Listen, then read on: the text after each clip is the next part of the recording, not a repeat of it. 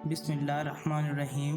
آج ہم ایک عظیم نبی حضرت نوح علیہ السلام کی کہانی سننے جا رہے ہیں، جو صبر، استقامت اور اللہ کی قدرت کی عظیم مثال ہیں۔ حضرت نوح اللہ کے برگزیدہ نبی تھے، جنہیں ایک ایسی قوم میں بھیجا گیا جو بتوں کی پوجا کرتی تھی۔ حضرت نوح نے اپنی قوم کو 950 سال تک دعوت دی، مگر زیادہ تر لوگوں نے ان کی بات نہ مانی اور مذاق اڑایا۔ قرآن میں اللہ تعالیٰ فرماتے ہیں، بے شک ہم نے نوح کو ان کی قوم کی طرف بھیجا کہ اپنی قوم کو عذاب عظیم سے ڈراؤ۔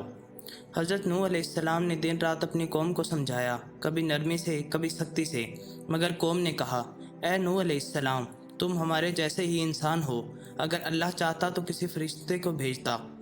یہاں تک انہوں نے حضرت نوح علیہ السلام کو پتھر مارنے کی دھمکی دی۔ اے نوح علیہ السلام، اگر تم باز نہ آئے تو ہم تمہیں سنسار کر دیں گے۔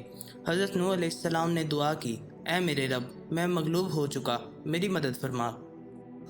اللہ تعالیٰ نے حضرت نوح علیہ السلام کو ایک بڑی کشتی بنانے کا حکم دیا اور فرمایا، اور ہماری نگرانی میں اور ہمارے حکم کے مطابق کشتی بناؤ۔ حضرت نوح علیہ السلام اور ان کے چند ساتھیوں نے ایک عظیم الشان کشتی بنانی شروع کی۔ جب قوم نے دیکھا تو وہ مذاق اڑانے لگے۔ نوح علیہ السلام، تم نبی تھے یا بڑھئی بن گئے؟ بارش کہاں ہے جس میں یہ کشتی چلے گی؟ حضرت نوح علیہ السلام نے جواب دیا، اگر تم آج ہم پر ہنستے ہو تو کل ہم تم پر ہنسیں گے۔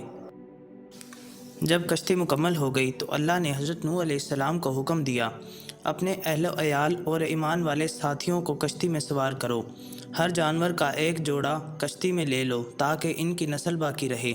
اللہ فرماتے ہیں، جب ہمارا حکم آ گیا اور زمین سے پانی ابلنے لگا تو ہم نے کہا، اس میں ہر جوڑے میں سے 2 جانور اور تیرے گھر والوں کو اور ان کو جو ایمان لائے تھے سوار کر لو۔ پھر اللہ نے آسمان کے دروازے کھول دیے اور زمین پانی اگلنے لگی۔ قرآن کہتا ہے، بس ہم نے آسمان کے دروازے کھول دیے موسلا دھار بارش کے ساتھ اور زمین کو چشموں میں بدل دیا۔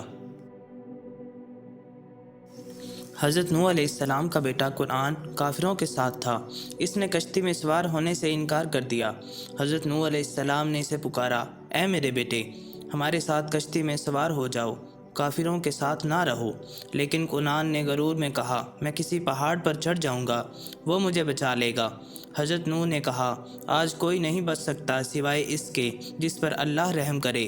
اور پھر ایک موج آئی اور بیٹے کو بہا لے گئی۔ 40 دن اور 40 راتیں طوفان جاری رہا۔ پھر اللہ نے زمین کو حکم دیا، اے زمین اپنا پانی نگل لے، اور اے آسمان رک جا۔ پانی اترنے لگا اور کشتی ایک عظیم پہاڑی پر جا کر ٹھہر گئی۔ اللہ تعالیٰ نے حضرت نوح علیہ السلام اور ان کے ساتھیوں کو زمین پر اترنے کا حکم دیا۔ اے نوح علیہ السلام، امن اور برکتوں کے ساتھ ہماری جانب سے اترو۔ اب زمین پر ایک نئی زندگی کا آغاز ہوا۔ حضرت نوح علیہ السلام اور ان کے ساتھیوں نے اللہ کے حکم کے مطابق نئی بستی بسائی اور اللہ کی شکر گزاری میں زندگی گزارنے لگے۔ حضرت نوح علیہ السلام کے واقعے سے ہمیں سبق ملتا ہے کہ اللہ کے نبیوں کی مخالفت کرنا ہلاکت کا سبب بنتا ہے، اور اللہ کی مدد ہمیشہ صبر کرنے والوں کے ساتھ ہوتی ہے۔